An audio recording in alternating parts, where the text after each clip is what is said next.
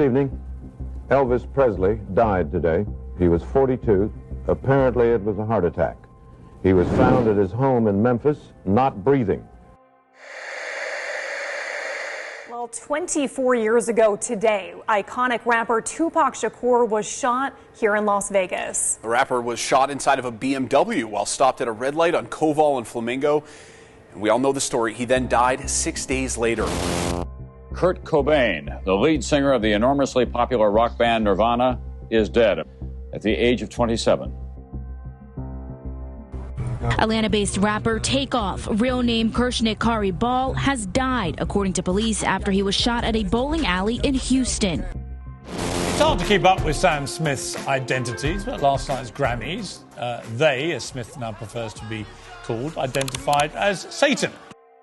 Blood Sneakers, Lil Nas X's collaboration with art collective Mischief. The 666 pair of sneakers feature gold pentagrams, inverted crosses, as well as human blood inside the sole. Katy Perry performs Dark Horse at the Grammys. I wanted to be like the Amy Grant of music. Yeah. But it didn't work out, and so I sold my soul to the devil. I sold my soul to the devil. I know it's a crappy deal. This it came with a few toys like a Happy Meal. You've had three conversations with the devil. Three conversations with the devil. Why with the devil? Well, to make a fair decision, I think you have to be aware of both sides. And I was approached, so of course I had a conversation. I think that we all, as artists, because we're highly sensitive people, and this machine around us, this so-called music industry, is such a demonic thing. It sacrifices people's lives and their essences at the drop of a dime.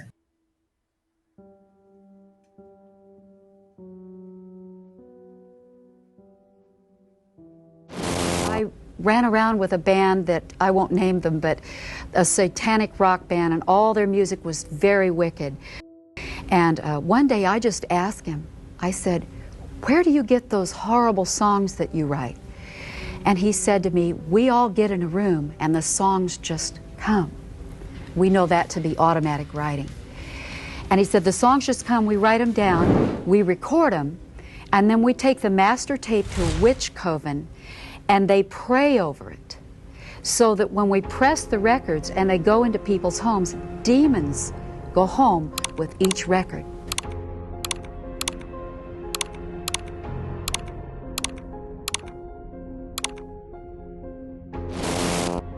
Satan is using the rock groups as his patsies to evangelize the youth of the world. When I see the way these people are encouraging kids to live, there is no doubt in my mind we have got to be more militant in our own stand. The satanic message is clear, both in the album covers and in the lyrics, which are reaching impressionable young minds. When a form of music that our children like becomes linked with ghoulish images and violent theatrics, and even suicide, it demands our attention. Perhaps more to the point, the children need our attention. Some rock artists actually seem to encourage teen suicide. Ozzy Osbourne sings Suicide Solution. Blue Oyster Cult sings Don't Fear the Reaper. AC/DC sings Shoot to Thrill. Just last week in Center Point, a small Texas town, a young man took his life while listening to the music of AC/DC. He was not the first. But anyway, this music had young people basically just killing themselves and worshiping the devil and just basically calling the devil's name out. We went in high school, kids would come to school with the Satanic Bible, and this music would have all kinds of vicious pictures and graphic pictures on the CD covers and all this, and I mean, it was just a mess. Holy Spirit came to me a little while after that and said, spoke to me and said, "Craig, this is not pleasing to the devil." He said, "The devil is not satisfied with this because the brothers ain't down with heavy metal. Black folk ain't liking that." But he began to tell me that there was something coming that was getting ready to rock this nation. It's going to be worse than a bomb, but it was going to create a bunch of young people that were going to totally defy order. The whole world would be rocked by the impact of it. He began to prepare something to catch and captivate the minds of America and pull them straight into his own belly. And that form of music that he was forming was what we know as the hip-hop culture. How do we live in a society where somebody says, you know what, I'm inspired to write a song that celebrates murdering another person, and then a person says, I'd like to put that on my station. Another person said, I'd like to pay for it, and then there's people out here in the audience that go, I'd love to hear it, as long as it's black guys, because even white people buy rap music, buy this type of stuff, because we know that when we want to hear about killing each other, we know who to turn to for that type of inspiration.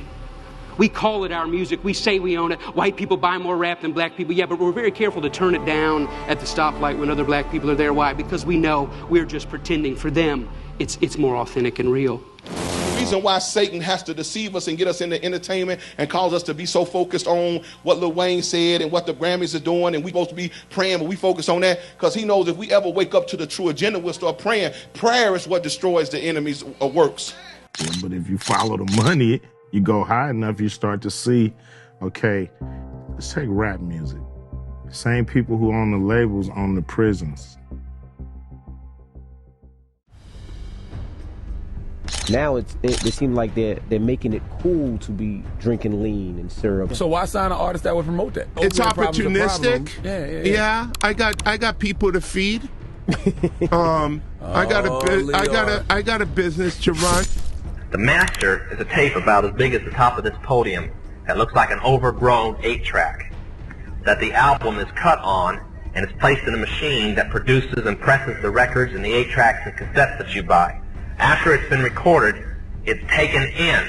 This is why a master is cut months in advance before it's released. On the full moon, it's taken in to a temple room about the size of this auditorium that is in every one of the major music companies, behind locked doors up in the executive office. And it's placed on an altar sitting in the north of the room and a pentagram engraved in the floor. And 13 hand-chosen witches and wizards and a Cohen come in and conjure a principality or a power up, usually Regia or something like that, and order him to tell the demons under him to follow every record and every tape coming off of that master. As I tell many Christian parents, you can go home and count your kids' records, probably yours too, and count how many demons at least are there.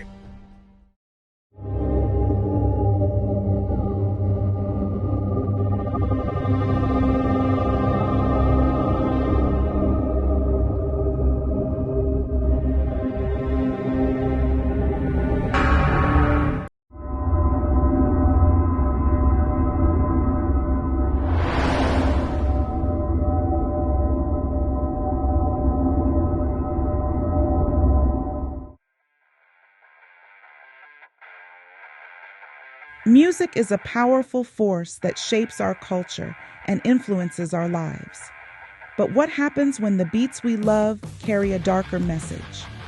Today, we dive into the controversial world of popular music, aka pop music, exploring its negative impacts on society and the demonic influences that are at play. Welcome to a journey into the dark underbelly of the music industry, where the lines between entertainment and the occult blur, and where the influence of dark forces on popular music is more than just a conspiracy theory. Follow along as we explore the dangers of witchcraft in music and the satanic influence that permeates the pop culture we consume every day.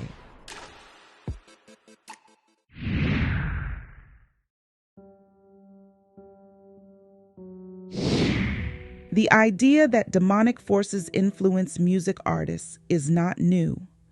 Legendary blues singer Robert Johnson is famously said to have sold his soul to the devil in exchange for unparalleled musical talent.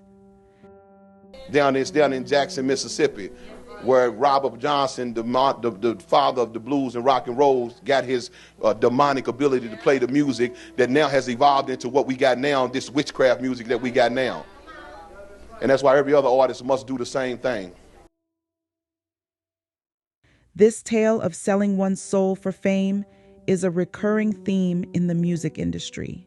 This legend continued into modern times with artists like Kanye West, Bob Dylan, and Katy Perry.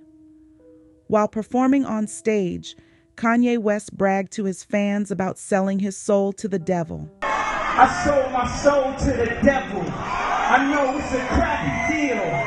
This it came with a few toys like a Happy Meal. In a 2004 interview with 60 Minutes, Bob Dylan admitted to making a bargain with the chief commander of this world and the unseen world. Why are you still out here? Well, it goes back to the destiny thing. I made a bargain with it, a long time ago, and I'm holding up my end. What was your bargain? To get where I am now. Should I ask who you made the bargain with? with the chief commander.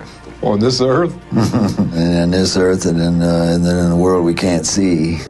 Early in her career, Katy Perry mentioned that she started in gospel music, but eventually sold her soul to the devil for fame. That's how I got introduced to the music industry, is through gospel music. I swear I wanted to be like the Amy Grant of music. Yeah. But it didn't work out, and so I sold my soul to the devil. What many don't realize is that Satan is the angel of music. Ezekiel chapter 28, verse 13 speaks of the devil's musical abilities in Eden. You were in Eden, the garden of Yah. Every precious stone was your covering, the sardius, topaz and diamond, beryl, onyx and jasper, sapphire, turquoise, and emerald with gold. The workmanship of your timbrels and pipes was prepared for you on the day you were created. It is no coincidence that Ephesians chapter 2 verse 2 describes Satan as having power over the air. In which you once walked, following the course of this world, following the prince of the power of the air, the spirit that is now at work in the sons of disobedience. Satan, that old serpent, knows the power and influence of music. That's why it is so ubiquitous in our culture. Music permeates movies, commercials, video games, and much more to impact our thoughts and emotions. So the great dragon was cast out, that serpent of old called the devil and Satan, who deceives the whole world. He was cast to the earth, and his angels were cast out with him. To gain further understanding of Satan and his schemes, watch these documentaries on our channel. Please like and share with those seeking truth. Let's get back to It's Just Music.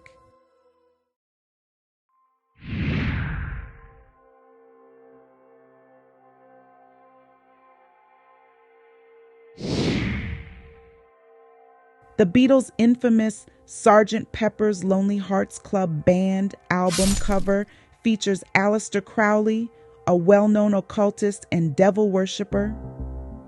This clearly identifies the band's demonic influences and the messages embedded in their music. As we just saw in the book of Revelations, Satan has deceived the whole world into looking at the success of musicians and not the source of their power. I want people to think about this.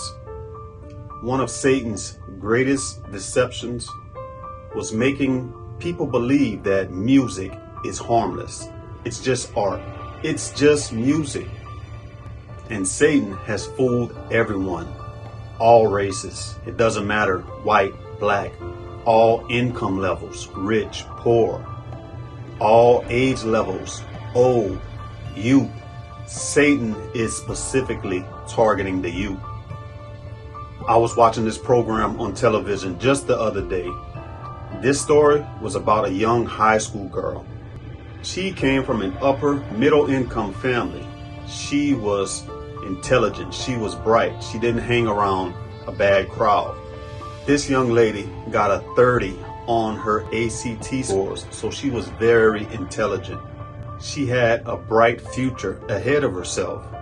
So where does the deception come in? Well, this story was extremely sad because her favorite artist that she listened to all the time talked about taking a particular type of drug. This drug that her favorite artist sang about made them hallucinate and gave them special abilities to create songs. So she saw no harm in taking this drug and trying it out.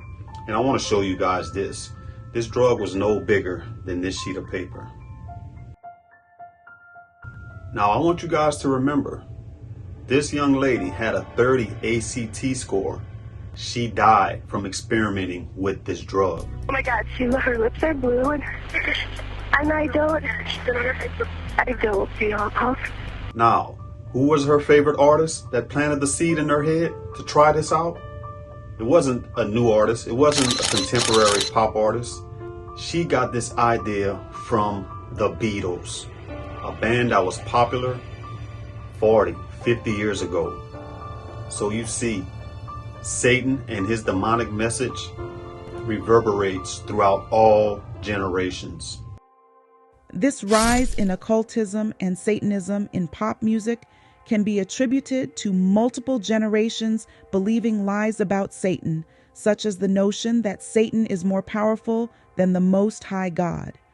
For example, Billie Eilish's song, "All the Good Girls Go to Hell," implies that the devil is so powerful that we should want to be on his team. All the good girls go to hell. Satanism promotes systematized selfishness, the idea that one can be their own God. The Bible, however, states that humans are made in Yahuwah's image and are accountable to him. Aleister Crowley, an occultist, famously said, "Do what thou wilt shall be the whole of the law," reflecting the satanic belief in self-indulgence. In contrast, the Bible commands us to fear Yahuwah and keep his commandments. Let us hear the conclusion of the whole matter. Fear Yahuwah and keep his commandments, for this is man's all. Jay-Z, influenced by Aleister Crowley, boldly sported a shirt declaring, "Do what thou wilt," a command from Crowley's satanic philosophy. Meanwhile, Michael Jackson, originally a dedicated Jehovah's Witness, turned to occultism as his fame soared. He donned an armband inscribed with the sinister numbers 777, echoing the very digits Crowley exalted in his writings.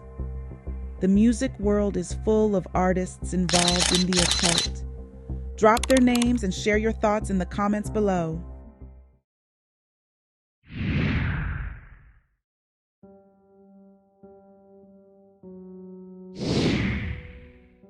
The culture of death in music is undeniable. Artists like Elvis Presley, Whitney Houston, Tupac, Kurt Cobain, and many more met tragic ends, often linked to substance abuse or gun violence. The prevalence of suicide and overdoses among musicians is alarming and indicative of a cursed culture.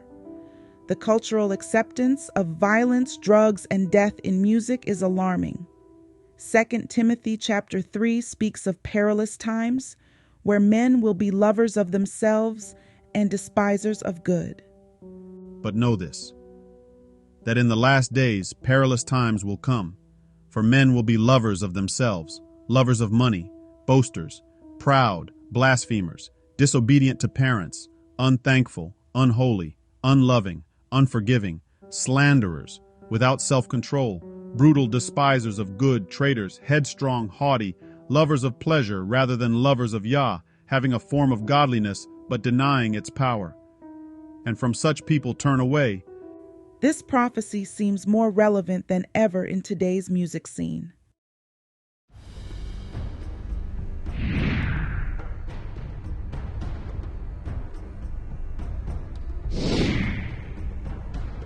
Satan knows that music wields a powerful influence on contemporary culture and society, shaping trends, attitudes, and behaviors in today's world.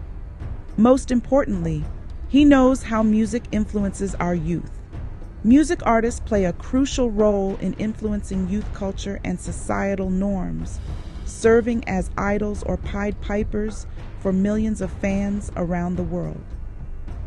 From their fashion choices to their moral and social values, Satan's minions have the ability to shape the minds and beliefs of a generation. I think that it's important that we as parents be engaged in this fight for the youth, because Satan, he is after our youth. I remember the story of our child when he was in school, our son. He was just, 6, 7 years old, riding the bus. Elementary. Riding the bus, and they were playing this music first thing in the morning. You want to share that story? Yes. I remember that time like it was yesterday. Our son, he would ride the bus. This is when he was in public school. And every time he would come home in the afternoon, he would share with us that the bus driver would be playing all kind of wild and crazy music. A lot of it was rap. And of course, I mean, because we are followers of the way, which is followers of the Bible, we would teach our children about these things. So he knew in his spirit that, okay, something is wrong with this.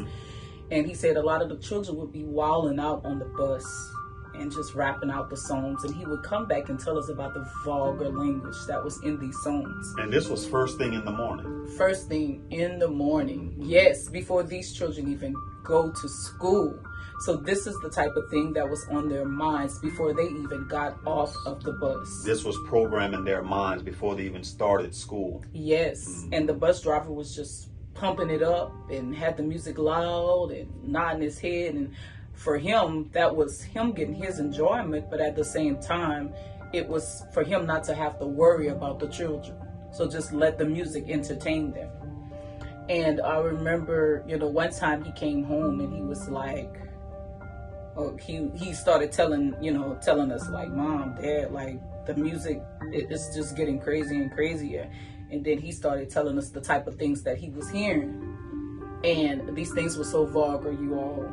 It was speaking of, I mean, every, it's hard for me to even say. Right, just the lyrics. But the lyrics was very vulgar. A lot of sexual things. And I was like, enough is enough. And I remember, Brother Rasha and I going to the school board. But before I went to the school board, this is what I did. I went online and I actually Googled the station because our son, he remembered the name of the radio station that would play every morning. That's how much it would play. He actually remembered what was the name of it. This music was on the radio station. Right, and he told us the name of it, and I went online and I Googled the radio station. And on the website, it actually had all of the songs that played every hour, what song played at a specific time.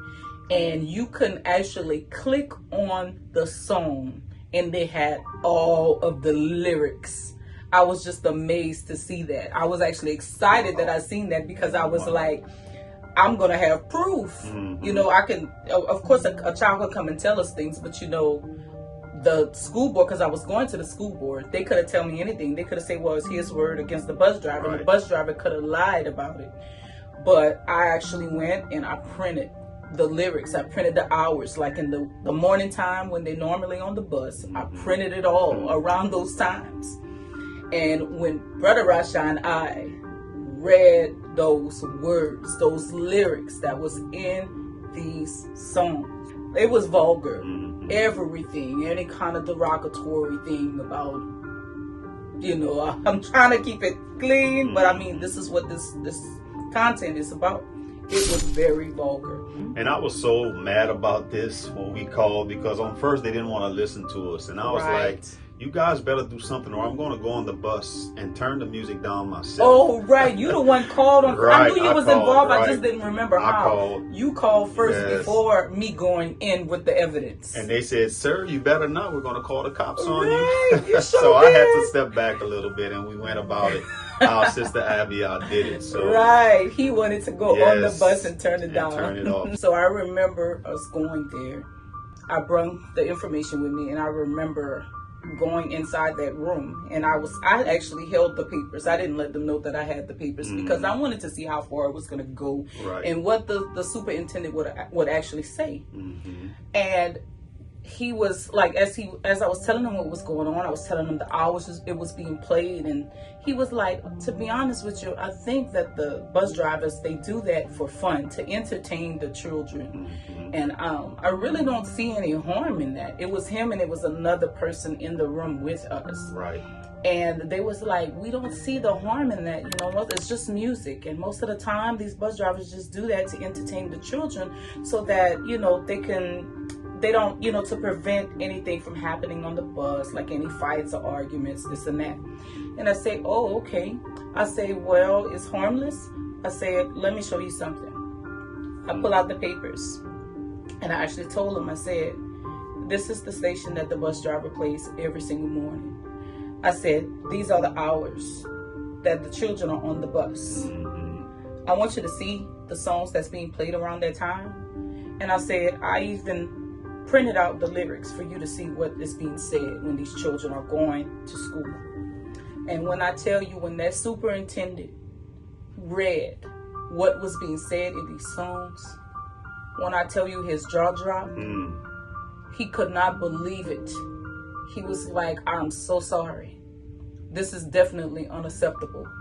And I was telling him, I said, this is why you have children wilding out when they get off the bus and they go to school. This is where it is coming from. Yes. This is what's on their minds early in the morning before they even start their day. I said, so of course you're going to have children acting outside their body, wilding out and doing all kind of crazy things because look what they're doing in the mornings. This is what they're being fed before they even step off the bus. And he was like, you're absolutely right. I am so sorry. We are going to have a meeting with this bus driver. And he was like, this is going to come to an end. It's going to stop. And ever since then, when my son started riding the bus, he started coming home and saying, I don't know if you're all aware of this because this is in the South. We listen to Zydeco in the South, right? This is a South thing. You all might be aware of what that is. But he started saying, Mom, they're playing Zydeco now. This was more like an old school kind of thing that, some of the Zydeco, he was like, this old school Zydeco. And he was like, it's decent music now. It's nothing crazy anymore. And so it really did work. And sadly, I would say a few years after that happened, because the superintendent, he actually took a stand and he started talking to all the bus drivers about the music, because he said that's what he would do now that he's seen what the children was being fed. And sadly, like a few years after that, he was gone. Yes. Somebody stepped in and they had him removed for doing the right thing and trying to protect the children. Right, for standing up for what's right.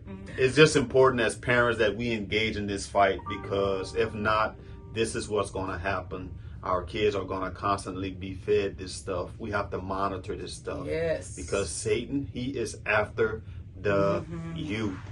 Big time. Pop music harbors dark influences. From the demonic imagery on album covers to concerts where artists openly worship Satan. The link between music and the occult is becoming more overt.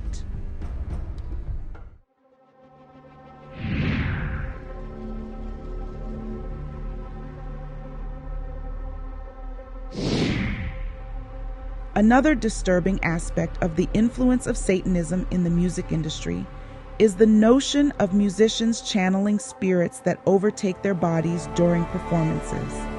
Some artists have openly discussed experiences where they feel possessed or guided by an otherworldly force while on stage, attributing their extraordinary performances to these spiritual encounters. Like when you're getting ready to go on stage and perform, does Sasha Fierce, when does she show up? Usually when I hear the crowd, when I put on my stilettos, when like the moment right before when you're nervous and that other thing kind of takes over for you. Man is a crazy boy who lives in me, and he says the things that I don't want to say. He was born, just a few months ago. I think he was born out of rage. He was conceived in rage. So he bashes everyone. He threatens to beat people, and he's violent. That must be nice to have like an ignorant loudmouth who you can just sort of blame every... He wants to be blamed. I don't want to blame him. I ask him to leave, but he can't. He's here for a reason. People have brought him out. People conjured him up. Now he won't leave.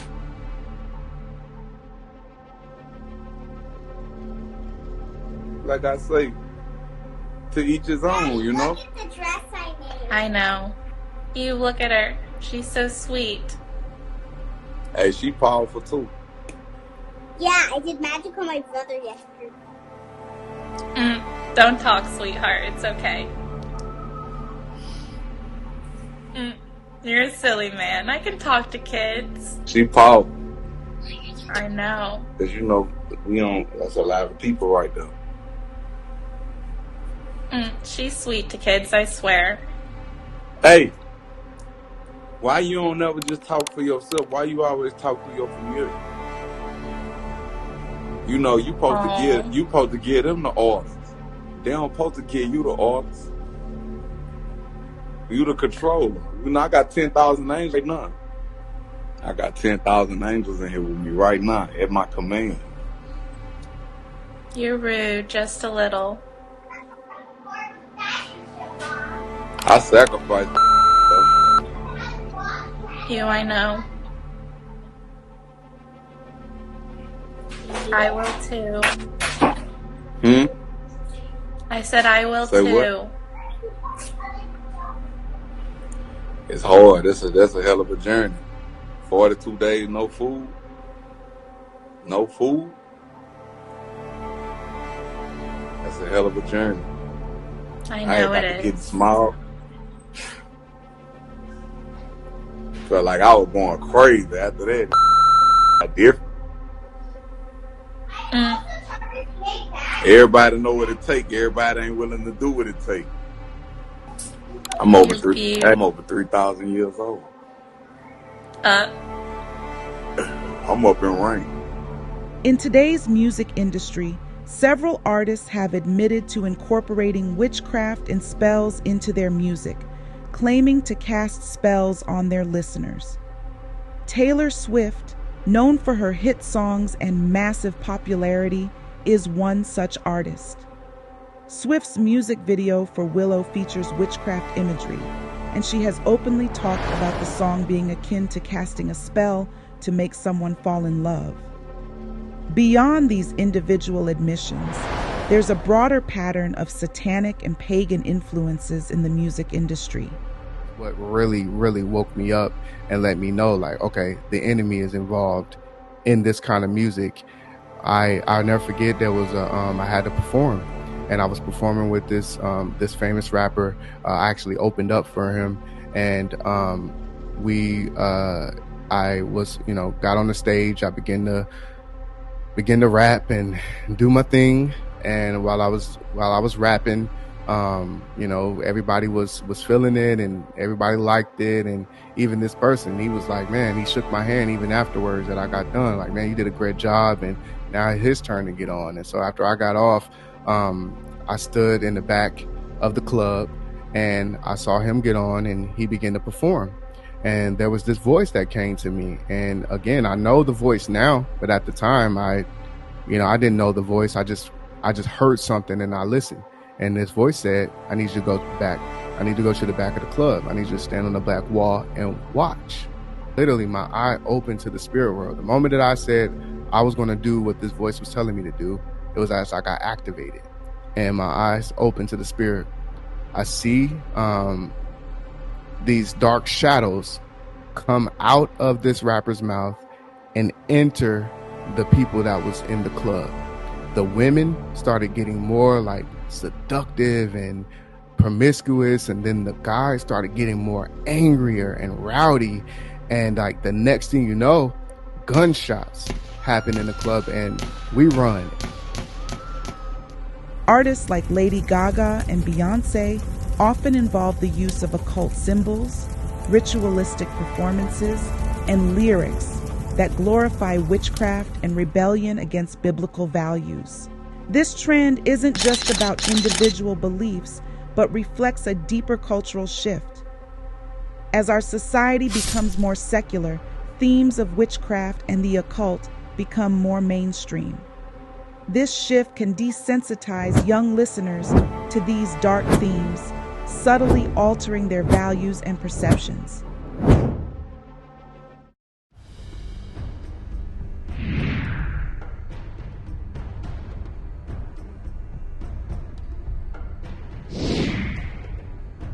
As we delve deeper into the influence of Satanism in the music industry, it's essential to consider the role of music labels and executives in shaping what we hear.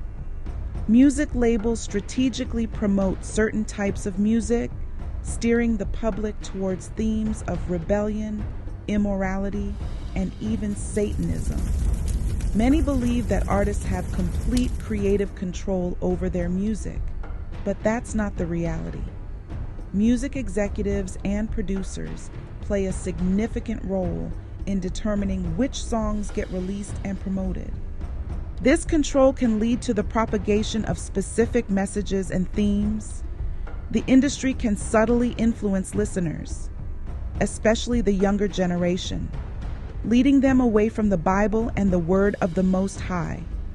As consumers, it's crucial to critically evaluate the music we listen to and understand the potential underlying agendas. In this context, it's vital to question who truly holds the power in the music industry, the artists or the executives. Are the songs we hear a genuine expression of the artist's creativity, or are they carefully curated messages designed to shape our beliefs and behaviors? As we close this exploration, remember the words of 1 Corinthians 15:33. Do not be deceived. Bad company corrupts good character. The music we allow into our lives and the lives of our children matters. It can either uplift and inspire or corrupt and destroy. As 2 Corinthians 2:11 reminds us, we must be vigilant and aware of satanic influences in music so that Satan does not take advantage of us with his devices. Be vigilant, be discerning, and remember that the devil demands sacrifice. Do not let the allure of popular music lead you away from the Most High Yahuwah. His word is truth.